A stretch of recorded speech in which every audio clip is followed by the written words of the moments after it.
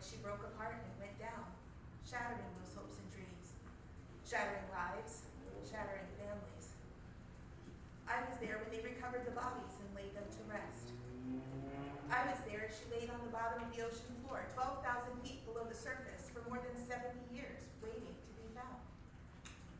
I stayed with the bodies that were never recovered until they became one with the sea. I am there still. What was it like that night of April 15th, 1912? Many have written about it in books and plays, and songs, movies, but what was it really like, and why do you need to know? You want to understand how you would have felt. Would you have been terrified? How would you have reacted to such an unspeakable disaster? Would you have been brave? Tonight we have the testimonies of some of those who were there. Others we can only imagine. But these were all very real people. Some were heroic, some were not. Some survived, most did not. Come with me as we hear the voices of the Titanic.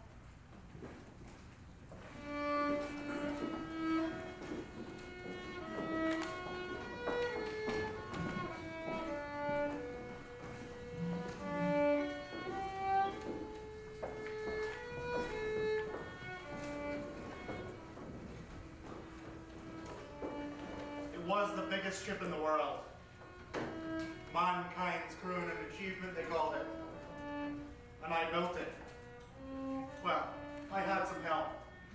15,000 of my mates to be sure. Ireland and Wolf was the company, the greatest shipyard in the world. They made the ships for the White Star Line and they were the biggest employer in all of Ireland. There was plenty of industry in Belfast in the north, not like the poor farmers in the southern part of Ireland. It was either build the ships or get on one, heading for America. You probably know this tune as Danny Boy, but it was originally Londonderry Air, an anthem of Northern Ireland, and a popular number of the Titanic Orchestra. We built two nearly identical ships at the same time, the Titanic and the Olympic. The White Star people named all their ships with that ick at the end. Majestic, Britannic, Atlantic, Republic. We didn't call them that when they were being built. The Olympic was number 400. It was White Star's 400th ship. Titanic was number 401. Have you ever looked at the foundation of a house that's being built and it looks smaller than it should? Well, that wasn't the case with these ships. When we laid down the hulls, we could see the size of them. And even so, they rose from the hulls. The height, the size overwhelmed us. Everything about them was enormous. The main anchor alone weighed 16 tons. It took 20 Clydesdales to haul it from the forge to the rail yard. The work was heart-stopping, to be sure. Our safety was never a concern of those managers. No hard hats, no safety equipment of any kind. It was many a man who lost an arm or an eye, had their legs crushed by falling steel, and more than a few died in the work, may they rest in peace. It was hard and backbreaking, but when we saw that ship take form, and when it went down that slipway to the launch, it's bursting with pride we were. We were all there the day the Titanic went down to launch, and we cheered to beat the band.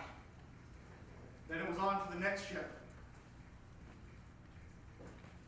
Of course, who could imagine what would happen on that maiden voyage? When the ship was finished, someone from White Star said, not even God himself could sink this ship. A ship that size, that weight, taken down by an iceberg? Not possible. We were more shocked than anyone when the ship went down. On its first trip out, you have to remember there had never been a ship disaster, anything like this before. I'm not your typical sentimental Irishman, but I'll tell you true. It was like losing a family member. It was many a shipbuilder I saw crying in the streets of Belfast. And I was one of them. All us in Belfast. We were ashamed. Did we not do our job? They said the rivets popped at the spot where the barrack pierced the hull. those people. Not enough lifeboats. There's a special place in hell for those who made that decision. Ah, those poor, poor people. It haunts me still. The shipyard never recovered from that disaster, in a manner of speaking.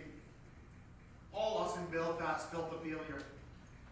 Then there was the Great War and the Civil War here at home. Ireland engulfed the other shipyards in Scotland and England. We continued to work in Belfast, but it was different, to be sure.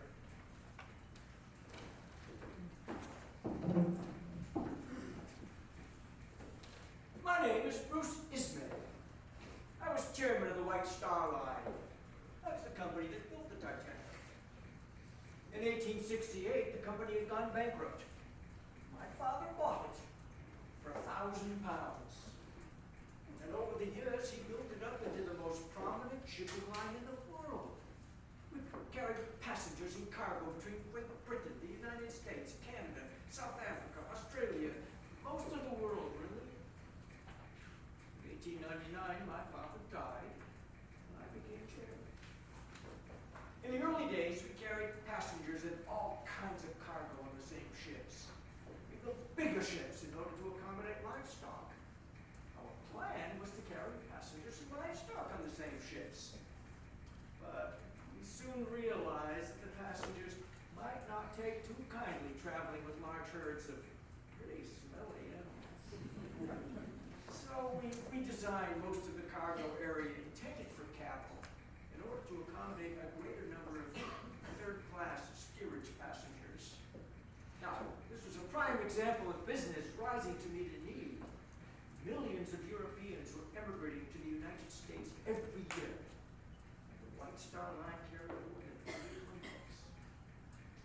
At the same time, we built our first-class accommodations to be second to none. We had the most luxurious ships in the world, and we attracted the richest and finest of people from all over. Most of the ships at that time stressed speed. The White Star Line, we went in for comfort and luxury. So that was our business model in the early part of the 20th century. The ultimate in luxury for first-class passengers and plenty of room for second-class and steerage accommodations. The Titanic and her sister ship, the Olympic, were our finest achievements. They were beautiful ships with those 4 distinctive gold funnels, black and gold funnels, magnificent. That 4th funnel, it was just a dummy, you know, strictly for looks. And our first-class accommodations, the world had never seen anything like it before. A swimming pool on a ship, a gymnasium, cafes and tea rooms serving the most exquisite cuisine. Even our steerage accommodations were better than anything else afloat. Private, comfortable cabins. Of course, we kept the single women and single men at opposite ends of the ship. I was always aboard the maiden voyage of any of our ships, and the Titanic was no different. And it was a great day when we set sail from Southampton, 10 of April, 1912. Great day indeed.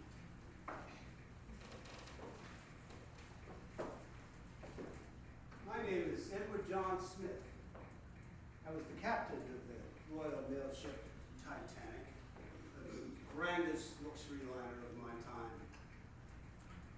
I was born in Hanley, a small village in Staffordshire, England.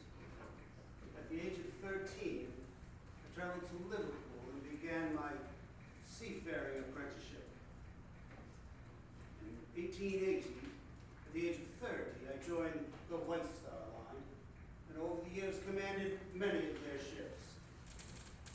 In 1895, I began a 9-year command of the Majestic, and during the Boer War, carried troops to South Africa, for which I was awarded the Transport Medal from King Edward VII. My service record was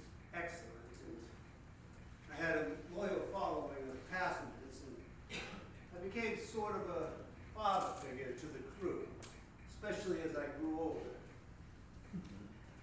I was appointed Commodore of the White Star Line in 1904, and as such I had the honor of taking every new vessel on their maiden voyage. It was just 10 months ago, I took Olympic, Titanic's sister ship, on her first outing. I was joined by Bruce Ismay and Thomas Andrews, the architect who designed both ships. He knew the ship better than anyone else, myself included. Titanic's maiden voyage was to be my last. I was looking forward to retirement with my family, but Providence had other plans for me.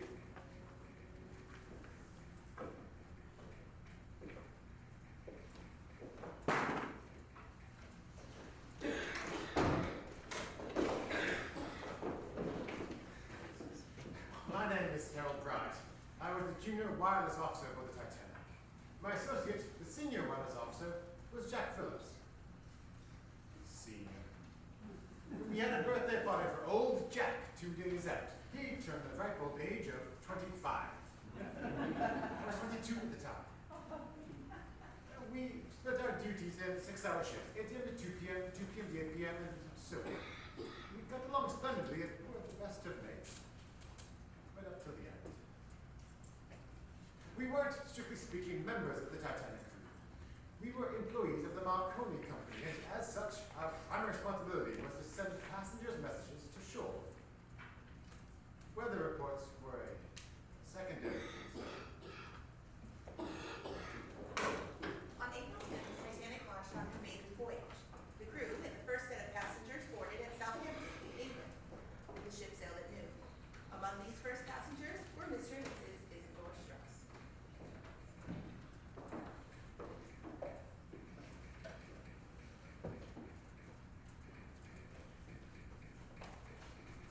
My name is Isidore Strauss. I was born in 1845 in Bavaria and emigrated to America with my family in 1854, when I was 9.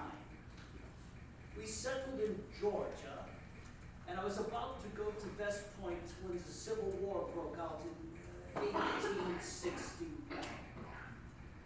After the war, we moved to New York City, and my family persuaded Mr. Macy to allow us to open a crockery shop in the basement of Macy's department store.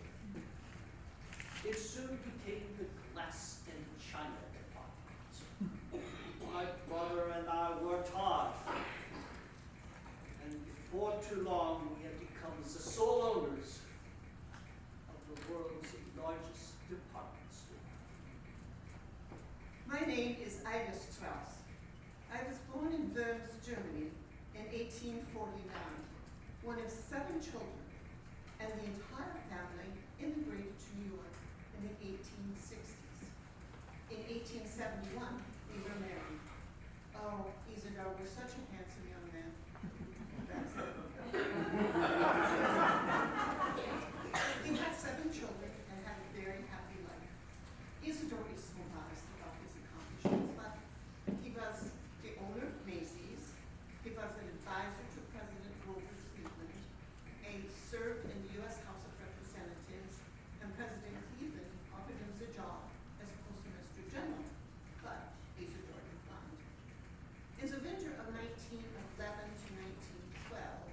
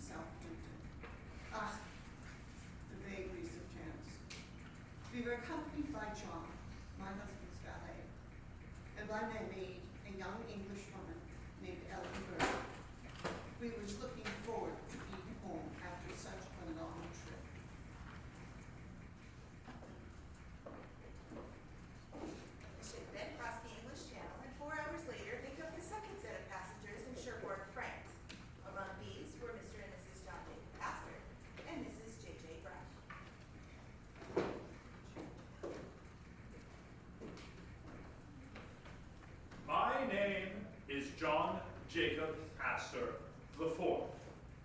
My wife and I boarded the Titanic at Cherbourg. We had just come back from our extended honeymoon trip through Egypt and France. You see, there was a great deal of publicity surrounding our marriage. I was one of the most prominent citizens of New York at the time.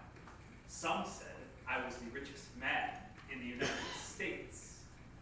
My great-grandfather, John Jacob Astor I, had made a fortune in fur trading and then investing in New York real estate. When Aaron Burr was disgraced after killing Alexander Hamilton, my great-grandfather bought up a great deal of his holdings. In 1891, I married, and in 1897, built the Waldorf Astoria Hotel in New York, the most luxurious hotel in the world. In 1909, I divorced my wife Ava, and in 1911 was married again to Madeline Force. The press had a field day with this, their primary concern being whether my relationship with Madeline had ruined my first marriage. That, frankly, was no one's business. And everyone had comments about the age difference between myself and Madeline. I was 47, and Madeline was 18. 18 and a half. Yes, 18 and a half. Almost 19. Yes, almost 19. Again, no one's business. There were several clergymen who refused to marry us, but eventually we did marry, and were followed everywhere by the press. So, to get away from this scrutiny, we left New York for our extended honeymoon. While on this trip, we discovered that Madeline was in the family way, and naturally, we did not want the child born outside of the United States. We also wanted to get back to New York before Madeline was too far along. So, in April of 1912, we booked passage to New York aboard the Titanic. Our entourage consisted of my valet Victor, Madeline's maid, Rosalie, and her nurse, Carol.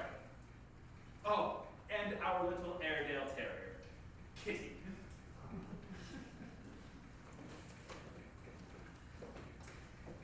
My name is Mrs. J.J. Brown. Margaret. You can call me Maggie. My name is not Molly. Not then, not ever. That's just a tip of the iceberg. As they say, of the tall tales that people will tell about me. I was born in Hannibal, Missouri, and I lived there until I was 18 years old. One of those tall tales has me floating down the Mississippi and being saved by Mark Twain. Sam Clemens, Mark Twain, left Hannibal long before I was born. People sure will mix up history when they put their mind to it. Anyway, in 1885, I moved to Leadville, Colorado with my brother. Leadville was quite a boom town at the time because of all the gold and silver they discovered there. It was a fine city. It had gas lights and schools and churches and even an opera house. My brother worked in the mines there, and I worked in a dry goods store. I married a miner, James J. Brown, and we had 2 children, and eventually we became very, very rich because my husband was a partner in a gold mine. We moved to Denver and built a big fancy house and got involved in all kinds of activities. I guess today you'd call me an activist or a feminist or both. I always believed in helping people. In Leadville, I worked in the soup kitchens serving the miners' families. In Denver, I helped raise money for the new cathedral and for the building of St. Joseph's Hospital. I worked with a local judge in Denver and established one of the first juvenile courts in the country. I started the Denver Animal Shelter, and I was a founding member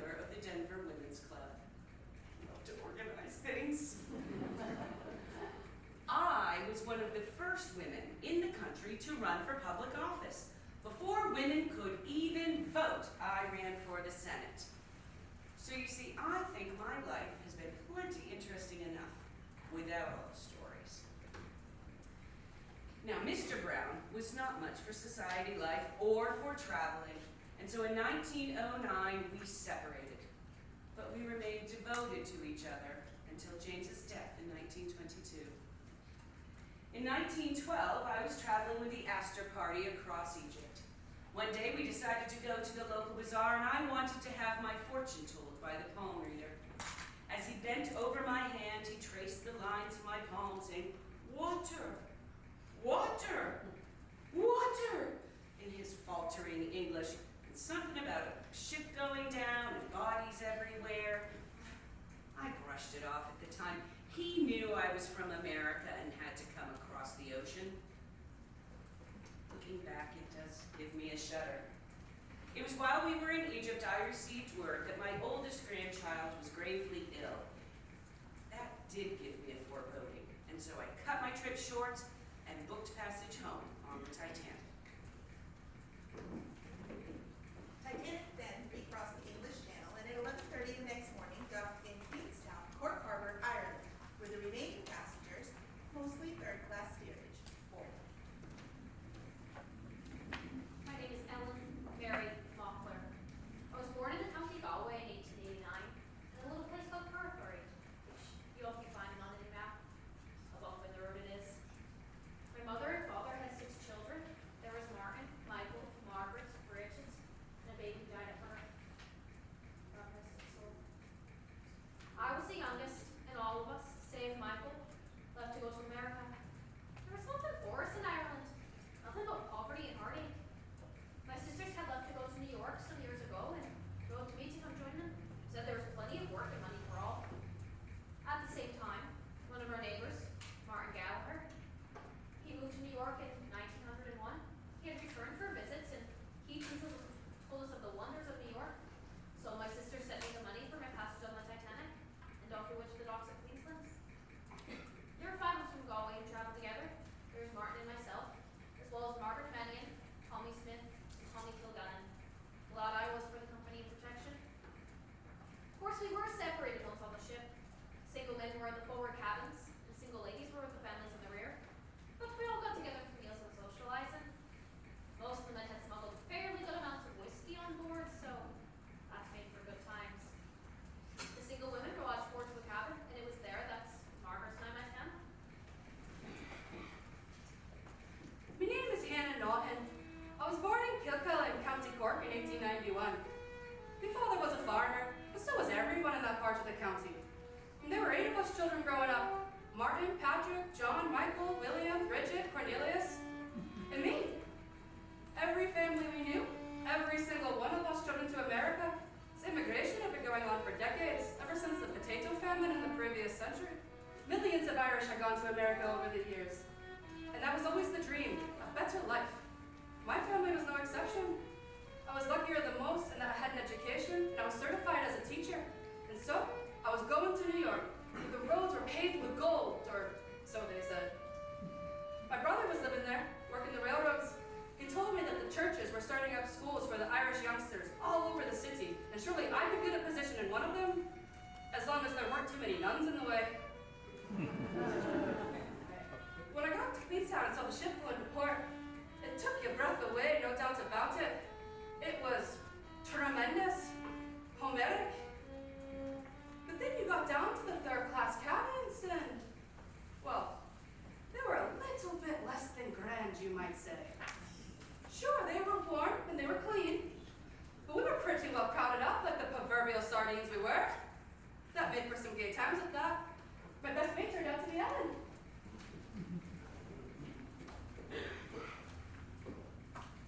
April the 10th was sailing day. Always a thrilling time for a sea captain, especially with such a grand new vessel. There were a lot of details to attend to. An early meeting with the Board of Trade, then conferring with my chief officer on the sailing plan, greeting the crew, reviewing the passenger list. After boarding passengers in Southampton, Cherbourg, and Queenstown, we set out across the Atlantic. During first 4 days of our crossing, we enjoyed clear weather, calm seas, and a bright, starlit sky. Titanic handled magnificently. We were sailing smoothly at 22 knots, about 25 miles per hour, and I should point out that there's no truth to the scurrilous rumor that we were trying for a speed record. On April the 14th, Sunday, we began receiving wireless messages from nearby vessels warning of ice in the Pacific. On that day, there were 7 different messages warning of ice fields ahead. Some of these messages were never relayed to the bridge. I was not worried about these warnings. You must understand that it was widely felt then that ice posed little risk. I myself had said that I could not think of any condition under which a ship such as the Titanic could founder. Modern shipbuilding had gone beyond that. Unsinkable. That was the word you heard over and over. It was true. That's what we thought. There's a passage at the beginning of H.G. Wells's War of the Worlds, which I think of often. With infinite complacency, men went to and fro over this globe about their little affairs, serene in the assurance that their empire, infinite complacency. Complacency. Isn't that a real cause of most disasters? That evening, I attended a small dinner given in my honor by one of the first-class passengers. I left the dinner shortly before 9 p.m. and visited the bridge and spoke to the second officer about the weather and sailing conditions. It was a cold, perfectly clear night. Before I left the bridge to retire to my cabin at 9:35, I advised the bridge to notify me at once if there were any concerns.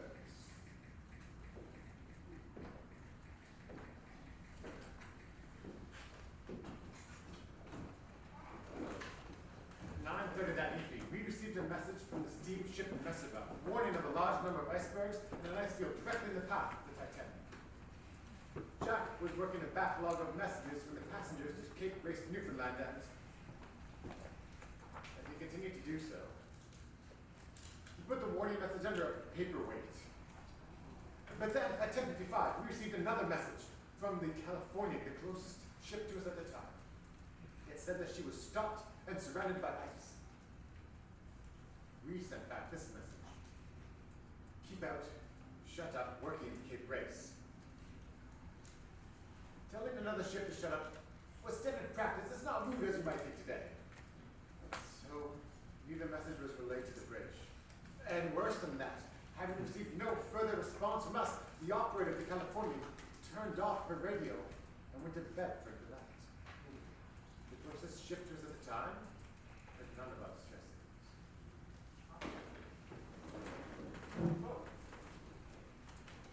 Two men were assigned to the crow's nest at the top of the mast.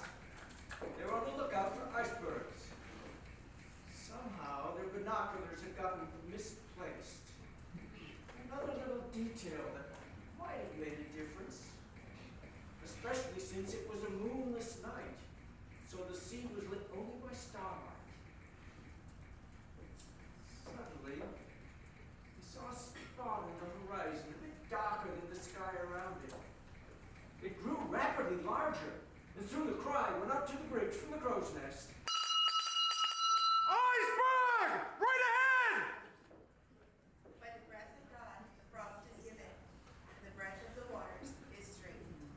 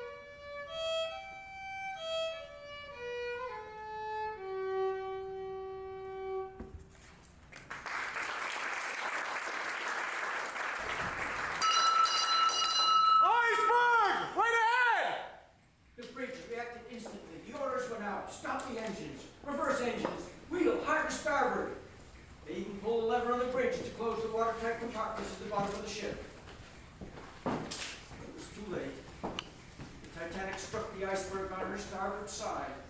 Several tons of ice fell on the forward deck. I was jarred awake at 11:40 p.m. by a terrible rumbling that shook the ship.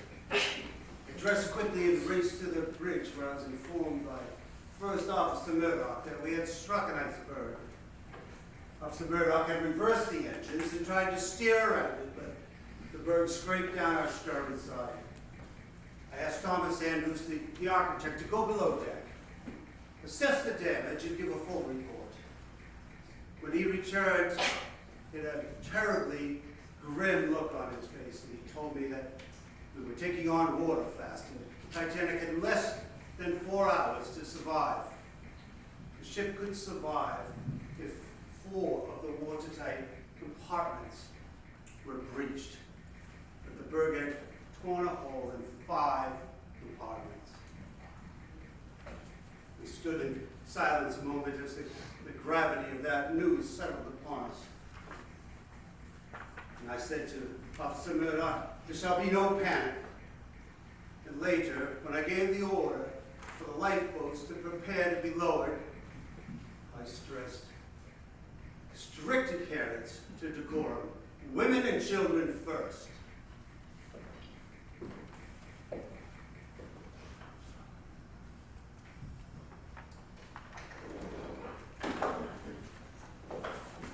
I was asleep in my cabin when she hit the iceberg. I was planning on relieving Jack early at midnight as he was exhausted from working the backlog of messages. When I relieved him at midnight, I had no idea we'd even hit an iceberg. I felt no jolt at all. As I was telling Jack to go to bed, the captain stuck his head up. He said we hit an iceberg and he was assessing the damage. He told us to stand by, to send a distress signal. Even when he told us to start sending the distress signal, we had no idea how serious the situation was. But we kept at it, sending signals until the water washed us out of the cabin. I felt the shudder as we scraped the iceberg and went up on deck to investigate. One story that was written afterwards said that I saw the ice falling on the deck and said, I asked for ice, but this is ridiculous. Not true, of course, but it is true that we didn't take the encounter too seriously. Not at first. I went back to our cabin and told Mrs. Astor that the damage did not appear to be of any consequence. Still, the commotion around us continued, so we followed the directions of our steward and went upstairs. We bided our time in the gymnasium until we could see what the outcome would be. Well, I went up on deck as they were trying to load the lifeboats. But truth be told, most people were looking around, wondering if they'd be better off staying on board. None of us thought the ship could ever sink. Good God, that could never happen. Plus, getting into those lifeboats was a scary proposition. And then, once they swung out over the side of the ship, swaying back and forth on their ropes, it was a long, long way down to the icy water below. That's for sure. I hate to say it, but those sailors didn't have a notion what they were doing loading the boats. But people were getting into the lifeboats, women and children first, of course, and so I decided to help them. The officers were bound and determined that any woman on deck was getting into a lifeboat whether she wanted to or not. And so down I went. They near threw me into boat number 6. But in the end, they couldn't find enough first-class women and children to fill all the boats. So most of them went down half full, or even less.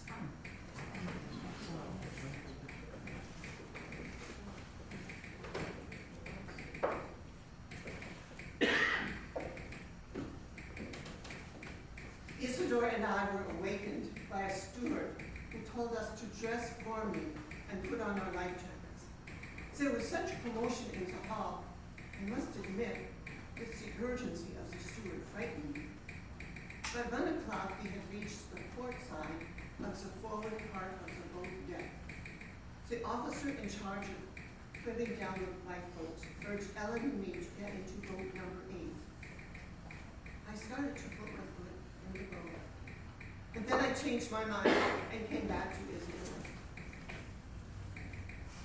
Well, I tried to persuade Ida to get into the lifeboat, but she would have none of it. She set her mind to something that there was no talking to her. Another passenger said to me, "I am sure no one would object to an old gentleman like you getting in. There seems to be room in this here boat." But I couldn't do that. Not as long as there were women and children still on deck. Isidore insisted that I take a seat in the boat, but I told him, "Isidore, we have been together many years. Where you go, I go." Our friends encouraged me to be considerate, but I said, "No, I will not go anywhere without my husband. We were there together, so we shall die together." I helped Ellen into the lifeboat and handed her my fur coat. "Here," I said, "keep warm. I won't be needing this." I took Isidore's hand and we sat arm in arm in 2 deck chairs, waiting for the end. Only 4 first-class women perished that night. I was one of them.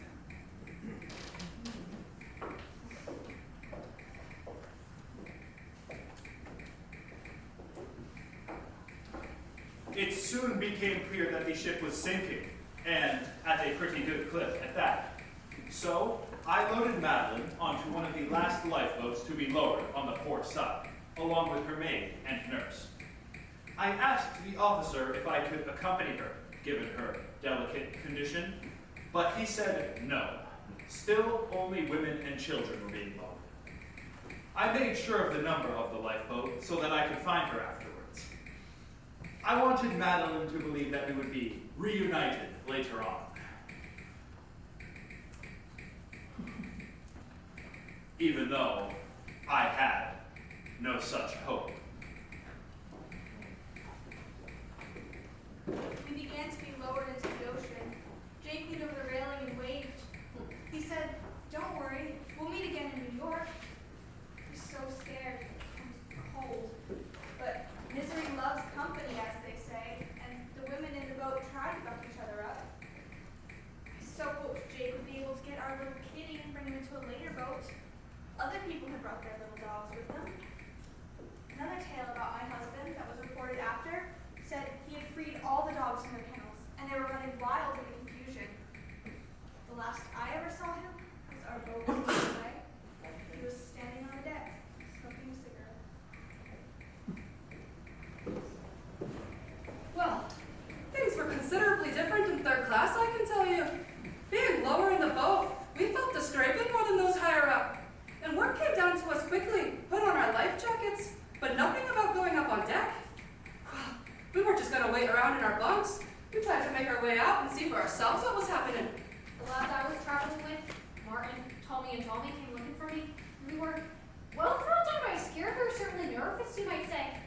We all huddled up, got down on our knees, and said a few aves, holding hands as we said them. That gave us some courage, and off we went to find the lifeboats. 3rd class just didn't have the same access to the lifeboats as the others.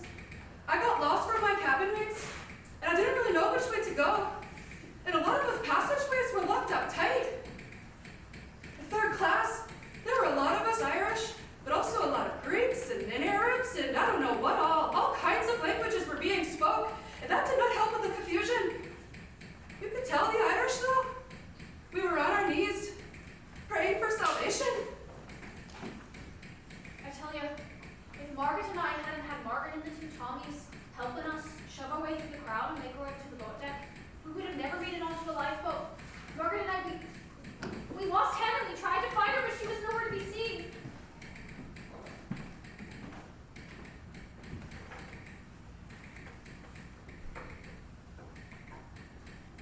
Margaret and I made it onto one of the last lifeboats being lowered onto the port side. I'll never forget seeing my 3 boys, my 3 darlings, kneeling on the deck saying the rosaries we were lowered away. Said a few more prayers for them right then and there. And did the same afterwards. Every day of my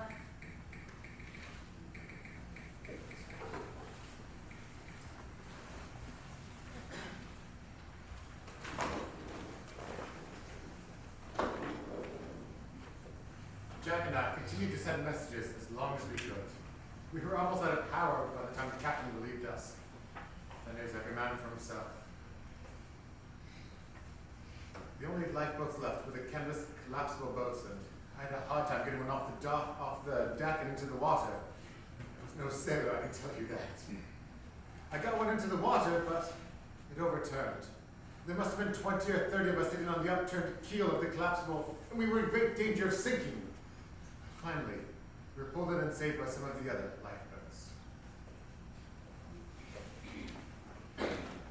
After talking with Captain Smith, I knew that the ship was going down. And unless there were a nearby rescue ship, which there wasn't, the lifeboats would be totally inadequate.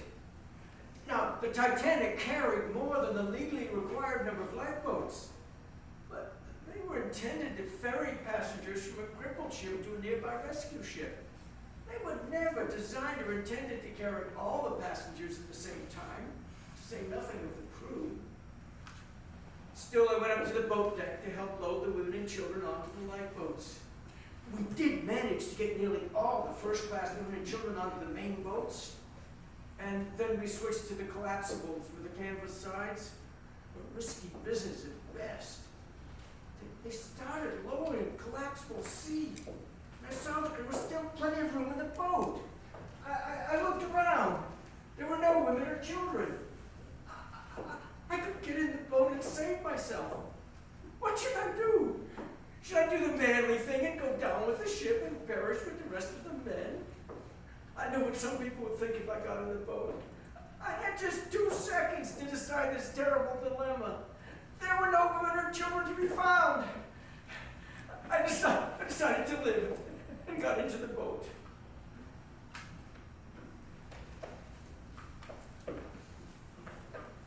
Even as I grappled with the enormity of what had happened, I assisted passengers in any manner I could, urging them to put on life jackets and coaxing reluctant women and children to take their place in a lifeboat.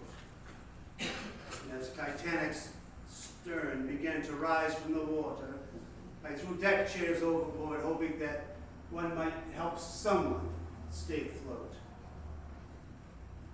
And I quietly returned to the bridge, my rightful place, to be with Titanic as she slipped into the water and disappeared forever.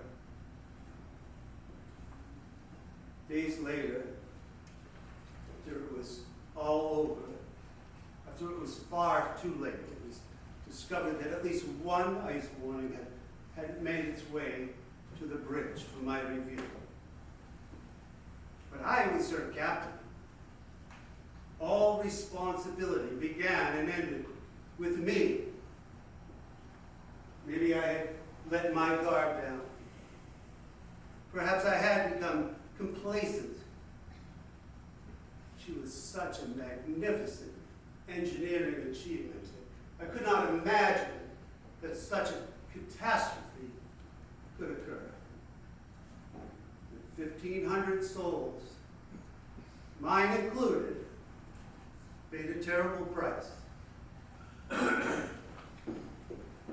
After the Titanic went down, Thomas Hardy wrote this poem. In a solitude of the sea, deep from human vanity, and the pride of life that planned her, stilly couches she. Steel chambers late the pyres of her salamandrine fires, hold currents thread and turn to rhythmic tidal wires. Well, while was fashioning this creature of cleaving wing, the imminent will that stirs and urges everything, prepared a sinister mate for her, so gaily great, a shape of ice, for the time, far and dissociate. And as the smart ship grew in stature, grace, and hue, in shadowy silent distance grew the iceberg too. Alien they seemed to be, no mortal eye could see the intimate welding of their later history, or sign that they were bent by paths coincident on being anon twin halves of one august event. Till the spinner of the years said now, and each one hears, and the consummation comes and jars 2 hemispheres. The lifeboats began to be loaded at 12:20 a.m., with the last of them going over the side by 2:05. It is true that the lifeboats, several of them, were loaded half full or even less when they were lowered. About 40 passengers fell or jumped into the water and were later pulled into the lifeboats. In all, 866 souls made it to the lifeboats, but by the time they docked in New York, 161 of those had perished following the rescue. A total of 705 passengers survived. Had they been loaded properly, the lifeboats could have saved 500 more. Once we were in the lifeboats, I did my best to comfort the others. We were all scared and cold, but that wasn't the worst of it. Watching that ship go under was too much to bear. God, the humanity. Suddenly, there was a rift in the waters, the seas opened up, and the surface foamed like arms around the ship. That is an image that is burned into my soul. The sounds of those poor people, screaming and gasping, dying. I tried to get our boat to go back to save more people, but the officer on board would have none of it.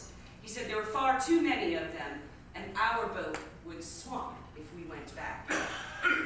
Perhaps he's right. That doesn't make it any easier. And then all too soon, it was too late. The shouting, the crying, the agony stopped. And it was silent. The only sounds were the whimpering in our boat and the slow splashing of the oars. Silence haunted me the rest of my life. And darkness. It's like the whole world stood still that night. We tried to row our boat away from the place where the ship went under, away from the bodies bobbing in the water. We tried to steer through the ice fields. The smell of the ice, pungent and steely, venomous. That is another memory I don't care to recall. And we realized we didn't know which way to row. Not that there was much rowing happening. Few of the women could handle those big oars, and all of our energy was going to keeping each other warm and comforting each other. Most of the women in the boat had lost their men after all. So in the end, we just drifted for several hours. And then we saw the Carpathia coming toward us. Can you imagine our joy and relief at seeing that beautiful ship coming to rescue us? It meant deliverance at once. That was amazing to all of us here, just a few hours after the Titanic sank. Just as the sky was beginning to turn light, we were saved. It was almost too good to be true.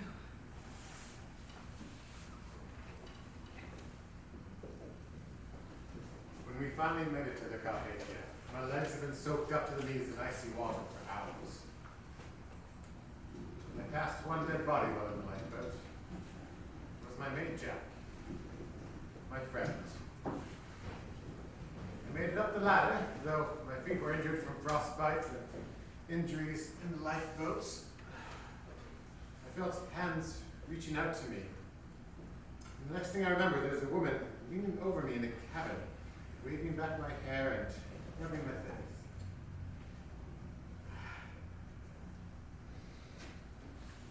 On board, I worked with the Carpathians as well as operator to send as many messages as we could. As you can imagine, everyone wanted to notify their loved ones. Though my feet were injured, I continued to send messages even after we docked in New York. Then, Signore Marconi himself came in and said, "There's no need to send that now, son." I had to be taken away in a wheelchair, but my feet soon recovered. I testified in both the American and British inquiries into the disaster, but after that I didn't want to speak of that terrible night anymore. I did my duty in the Great War as a telegraph operator, and later I married and moved to Scotland. I never forgot my partner Jack. I only knew him for 4 days, but that last day was a lifetime. I love that man. I think of him and his bravery every day.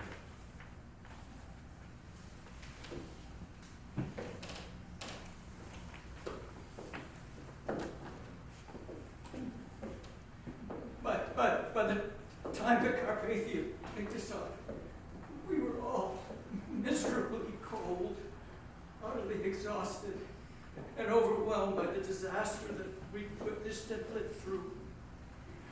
I had already started obsessing about what I might have done differently in order to avoid quite such a disaster. Still, the first thing I did when I got aboard the Carpathia was to ask the captain to send the following wireless message to the White Star's New York office. Regret to tell you that Titanic sank this morning, 15th, after collision iceberg, resulting in terrible lost life. More details to follow. Bruce Ismay. The ship's doctor was very kind and very concerned with my condition, physical and mental. He prescribed sleeping draughts and brought me to his private cabin, where I remained in a drug-induced stupor for the next 3 days until the ship arrived in New York. The inquiries and investigations began almost immediately on both sides of the Atlantic. They all came to the same basic conclusions: insufficient attention paid to ice warnings, not enough lifeboats, improperly loaded lifeboats, excessive speed through the ice fields. Hindsight is great, isn't it? The following year saw the first international convention of the meeting in order to investigate safety of life at sea, SOLSA. Some of the provisions included that every ship must have enough lifeboats for all its passengers, that every voyage must have lifeboat grills, and that 24-hour wireless connection must be maintained throughout the entire voyage. Sad, isn't it, that it takes a colossal tragedy in order to effect change.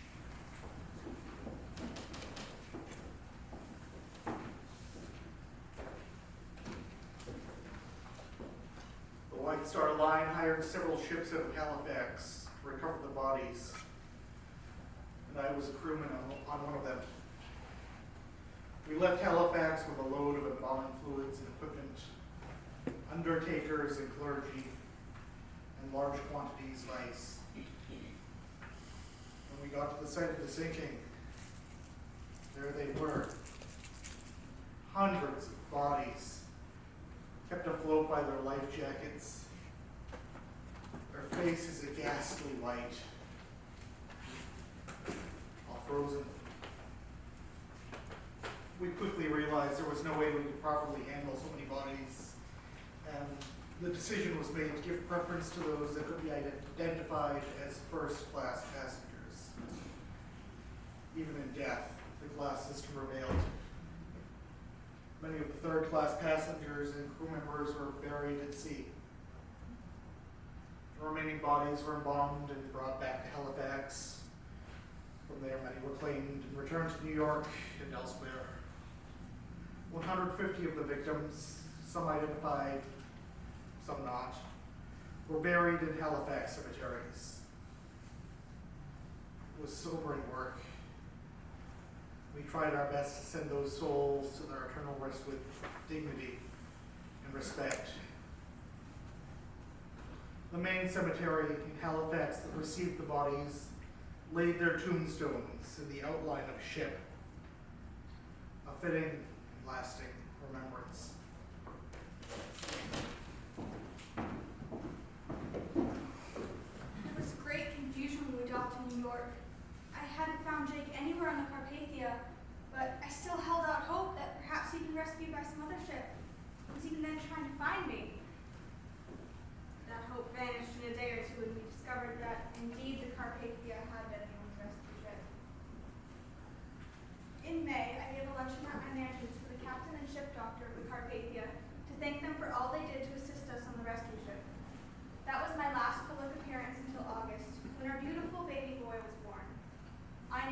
after his father, John Jacob Astor VI. All his life, he was known as the Titanic baby. In his will, my husband left me a tidy sum of $100,000. I was also to receive the interest from a $5 million trust fund and use of the Astor mansions.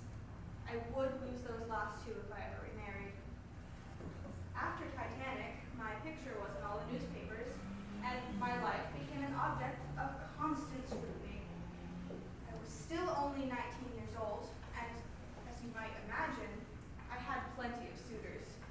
I did remarry in 1916, and after divorce, married again in 1933. That marriage also ended in divorce. I never did have what you could call a normal life. I'm grateful that I survived that terrible night, only for my unborn baby.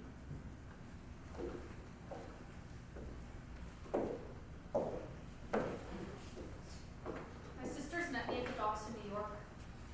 We mourned for our friends for a long time, but life goes on. I spent the next few years living in New York, working for the National Biscuit Company, packaging Lorna Dunes, and this new cookie called Oreos. But I had a higher calling. I moved to Worcester, Massachusetts, and I joined the Sisters of Mercy. When I took my vows, I took the names of the Blessed Mother and Ireland's patron saint. I became Sister Mary Patricia, and I served God for more than 55 years as a nun, mostly working with children in Worcester schools. Margaret stayed in New York for the next few years, but moved back to Ireland, and I never saw her after that. Poor Hannah. I knew she was gone, but I couldn't find her Carpathia, nor was her name ever on the list of survivors. Her body was also never recovered. So every day I say a special prayer to Maria, Stella Maris, Mary, Star of the Sea, for my friend Hannah Naughton, whose body rests in peace at the bottom of the ocean.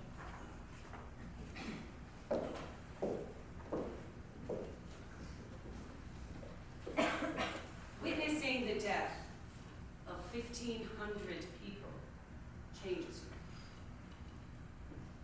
I guess that's an obvious statement. On board the Carpathia, I helped with the other survivors. I knew that Mrs. Astor and those like her would be taken care of. They would be comfortable despite their grief. And Ellen, she had her sisters to greet her and take care of her. And I would be taken care of. I had my family to return to, and a nice warm suite at the Ritz-Carlton waiting for me. So many of these people had lost everything. Everything. All of their possessions, their husbands, their brothers, children.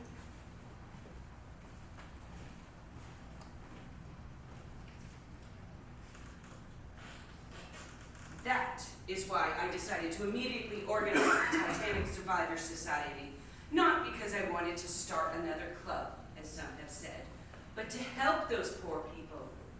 I did everything I could to help, and by the time we docked in New York City, we had raised $10,000, with much more to come in the days that followed.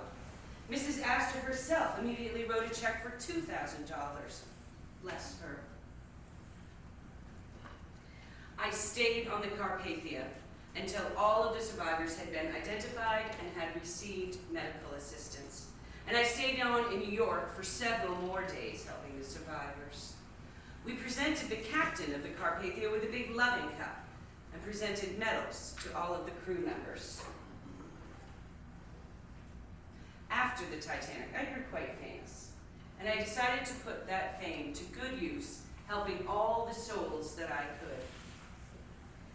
I continued to work with survivors of the Titanic for the rest of my life. Maybe it was my way of making up for the souls that I couldn't save. I lobbied for the rights of workers and women. I supported historic preservation and literacy and education for children. I was always ready to commemorate the bravery and chivalry of the men from the Titanic. During the Great War, I helped work restoring areas behind the front lines and tending to wounded French and American soldiers. I was even an actress for a while. My name above the marquee generally helped at the box office, until they figured out I couldn't act. And then, in the 1930s, some bird reporter from the Denver Post started writing all these articles about me, stories without a word of truth in them. And then, the unsinkable Molly Brown. Once they changed your name, the truth doesn't stand a chance. He wrote all these stories without a word of truth in them, and they pulled them all together and made some silly musical. And then some big Hollywood movie. And who did they get to play Molly Brown? Debbie Reynolds. Do I look like Debbie Reynolds? I don't think so. I don't think so.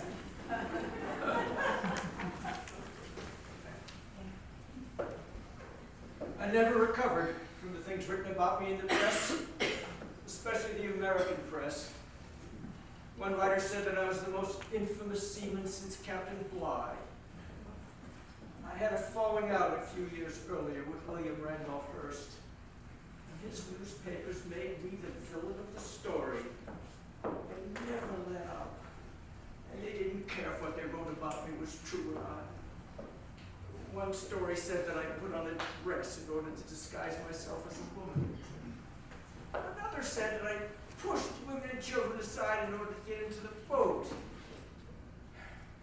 I was the most hated man in America. A young newspaper reporter, Ben Hecht, wrote a poem contrasting me with Captain Smith. He called it The Master and Man. I made a copy of it when it came out, and I've carried it with me ever since.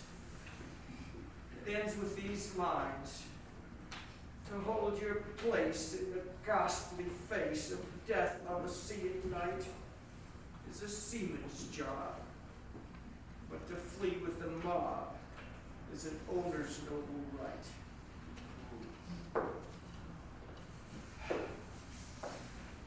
The British Board of Inquiry treated me fairly. The Chief Justice, Lord Wimsey, said if he had not gotten into the boat, he would have just added one more life to those lost, his own. Still, the public would always think of me as nothing but a coward. I resigned my position in the White Star Line and spent the rest of my life living in isolation. I said earlier that I chose to live when I got on the boat. I survived, but I didn't live. Not ever again. Jacob Astor's body was recovered and returned to New York. He's buried in a cemetery on Riverside Drive along with Madeline and their son.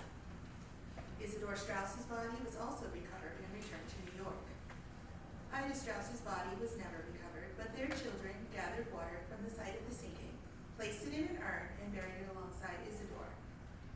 A monument at the site of their resting place has these words from the Song of Solomon: "Many waters cannot quench love, nor floods drown it." Captain Smith's body was never identified. Hannah Naughton's body was never identified. Through the years, many plans have been made to find the wreck of the Titanic, and schemes to raise it were planned. Finally, in 1985, Dr. Robert Valley led an expedition which did find the Titanic 12,000 feet below the surface. He saw that she had indeed broken in two, probably at the time of the sinking. It was clear the hull had sustained immense impact. But there was no human remains, as he did not expect that there would be.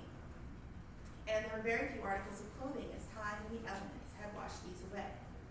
There were some shoes that they found, some of them eerily lying together in pairs. There was a massive debris field as well. Plates, chamber pots, a china doll's head, all also lying eerily untouched. Many people have visited the wreck of the Titanic, and explorers have brought up souvenirs and artifacts. Scientists estimate that within 50 years, the hull will be completely gone, nothing but a pile of rust on the ocean floor. Ocean travel was never the same after 1912. In America, for example, the income tax, which was instituted in 1913, severely limited the very rich. And despite all the media attention at the time, Titanic was soon forgotten in the face of another disaster which was to come, the First World War.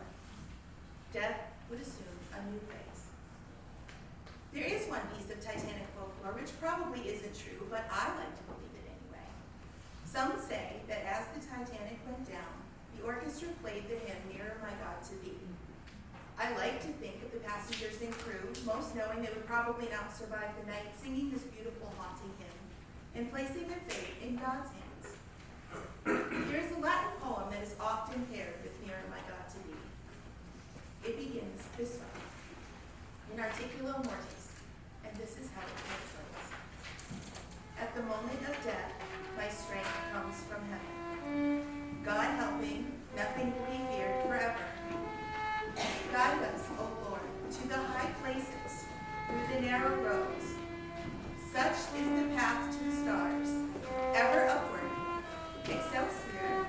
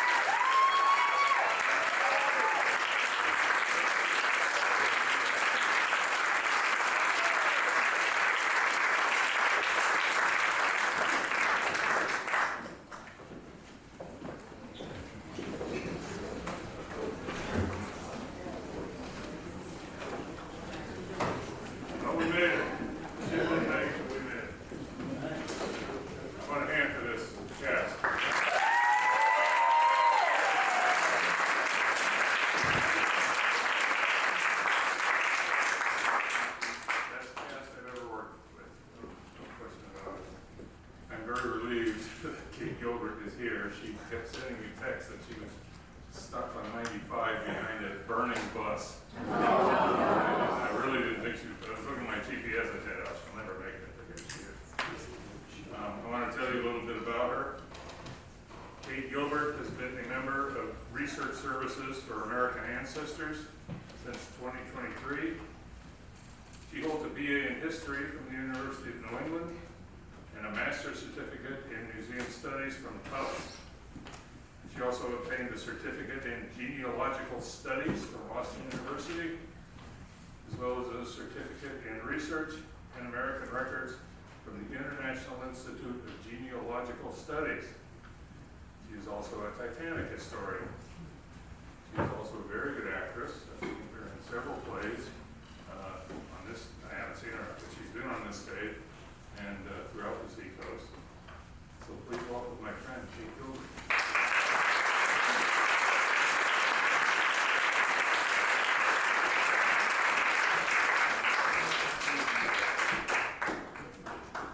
Yeah, don't go home 95 South, people. There's a bus on fire.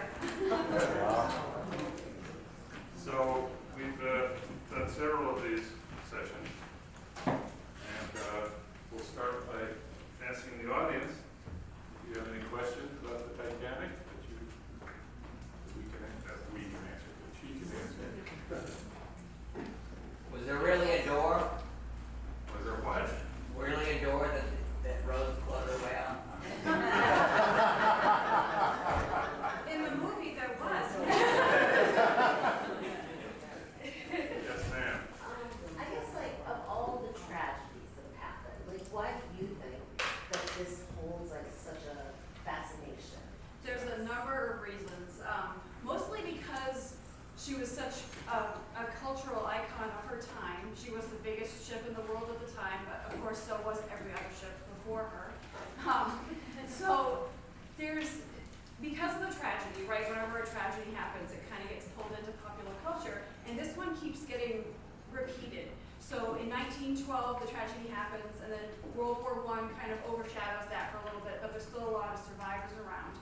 And then in 1955, Walter Lord publishes A Night to Remember, and that kind of pulls people's interest back in. And that's #1 on the bestsellers list of the New York Times for like 3 years in a row. And then, so that's after World War II, and then Robert Ballard discovering the wreck in the 80s kind of pulls it up again. And New York Times actually takes A Night to Remember back to #1 in the 1980s. And then the movie in the 90s, and it just keeps getting this revival. So there's these different generations that keep getting interested in it, which is kind of keeping it alive. 1997 movie, which won 11 Oscars. My friend Rich here said they took a perfectly good disaster and made a love story out of it. If you want to see a good movie, try A Night to Remember. It's on all those services for free. You know, it's glorious black and white. Most of it concentrates on how they loaded the lifeboats, and you know, a lot of pathos and tragic scenes in it. But I watched it last week, so did some of the other cast members. That's really the one to watch, I think. Was that the one that Barbara Stanwyck was in? No, That's Titanic. Oh, Titanic. That was not as good either. yeah, I haven't seen that in a long time. All I remember on that movie is they had a warning horn going on for like 20 minutes of the movie, and you were ready to get up there and kill them. What is the most comprehensive and most thorough book on the Titanic incident? Prior to its building, from building on until the disaster? I would say look up Charles Haas and Jack Eaton as authors.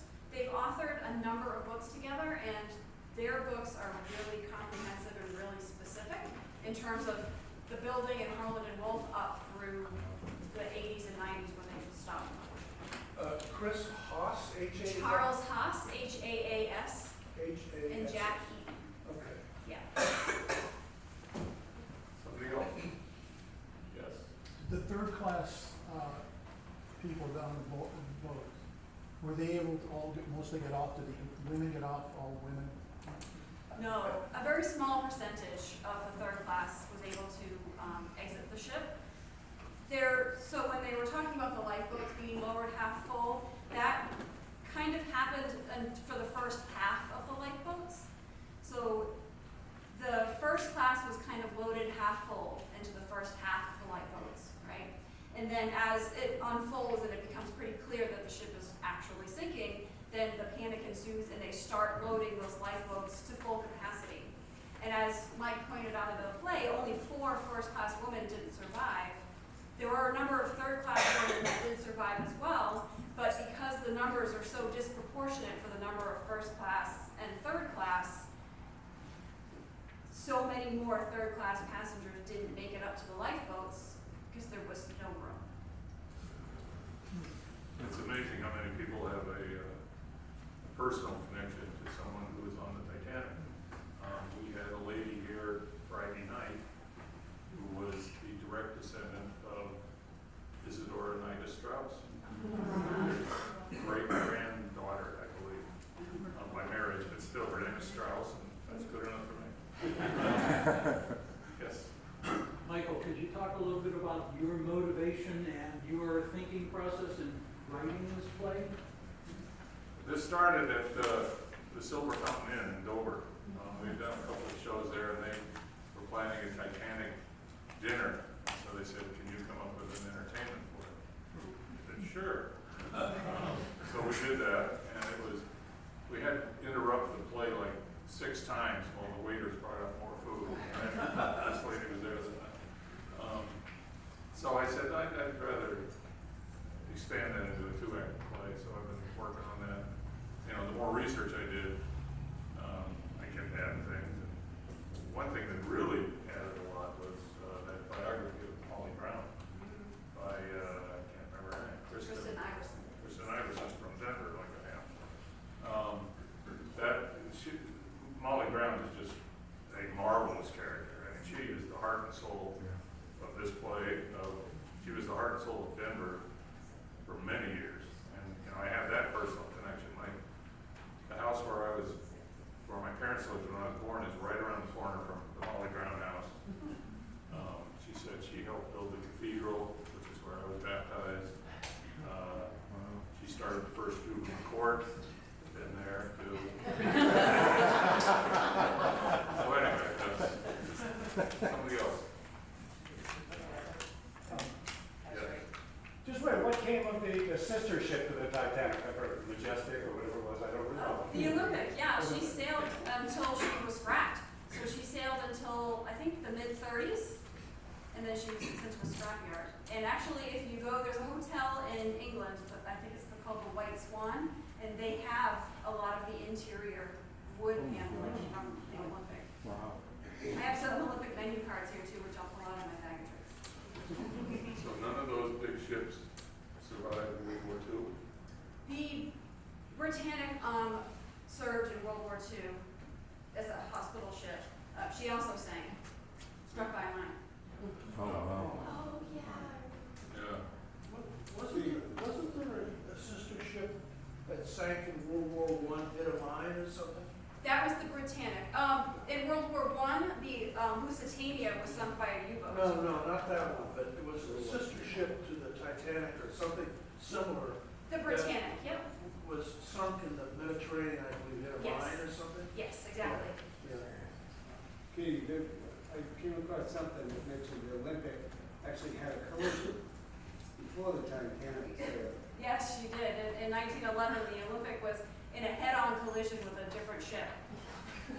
And neither one of them sank, and she just towed herself back to harbor. But if you look up the pictures, it's fascinating because the entire front of the Olympic was crushed. I was not at the time.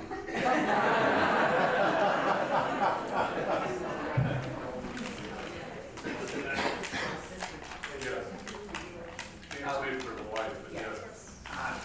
Kate, or Mike, either one of you, I was gonna ask, who was the last member or survivor of the Titanic that passed away?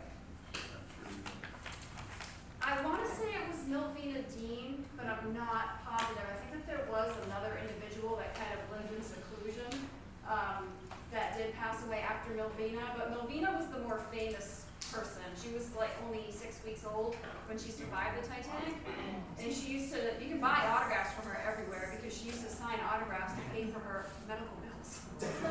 How old was she? She was almost 100. Oh, wow. Yeah. The last American survivor was the woman in Worcester. That's what I'm thinking. I can't think of her name though. Yeah. Does that show the six count? Oh, maybe. I don't know. Isn't there a massive graveyard in Canada of the Titanic survivors? It's one huge graveyard. There Well, is. the survivors don't get buried, that's the only. No, the bodies, they There is. It's a cemetery in Halifax. Yeah. It was mentioned in the play, so the graves are shaped in the outline of the ship if you go there. And it's the identified and unidentified bodies that they pull, that the crew members pull back in from their tow mission. And Jeremy, who played Harold Bride, is from Halifax. Did you say you used to go through that cemetery on your way to work? Nice cemetery. It's a nice cemetery. Have there been other disasters with icebergs since? Not to that scale. I'm not actually aware that there have been any other iceberg-related sinkings. Is it because the ship designs have changed so much, or? For sure, yeah. And ice patrol has changed. Also, they put in ice, there's a treaty that they check the ice by aircraft or ships continuously, even now, today. Yes, they do. That's a direct result of the Titanic. Yeah. Okay, yes. Why did it take nearly over 70 years to find the wreckage of the Titanic? Was it mostly limited to technology? It was technology limited, yeah. It wasn't until Robert Ballard, well, there was a few attempts to find it many years before Robert Ballard in the 70s, when the sonar was able to penetrate actually that far, but they didn't really even know how deep that part of the ocean was until they started sounding it with the sonar. Well, Why did they never bring it up? It can't. Yeah. I mean, they bring up bits and pieces of it. Yeah. They floated the big piece that's in Las Vegas. They floated that up on a balloon, and it got halfway up at one point, and then it dropped. And they had to go back and get it. So it's not a very good way of doing it. Yeah. Yes, sir. What's the most memorable item they brought up from the Titanic? Oh, that would have to be like a personal choice. I would say that the big piece is probably the item that most people go to see if they go to the Las Vegas one. That's where it's installed right now. When I saw it, it hadn't been preserved yet. What's the item? It's literally a piece of the hull. Really? Yeah, and it has a few portholes in it, so it's a big chunk that was separated from the wreck in the debris field. Las Vegas, perfect. Yeah, exactly. Well, Kate luckily does not have to go back to 95. An appointment in Portsmouth, but I know she brought a bag of tricks with her. I did. I brought a few items. I have a few first edition books. So I have The Sinking of Titanic and Great Sea Disasters, first edition. You all are welcome to come up and play with all these things. I have a first edition of A Night to Remember by Walter Lord. I have some White Star Line kind of ephemera. So I have a plate that comes from the White Star Line offices. A first-class passenger list, that's the first edition. Olympic menu cards from the 1920s, which is kind of interesting. And They fed them well. yeah, they did feed them well. And I also have a reproduction of that medal that was referenced by Margaret Brown that she gave to the crew members of the Carpathia. So yeah, if anybody wants to come up and look around and see what we've got, or have any burning questions that you want to ask me privately. Or my Okay, thank you so much. You're welcome.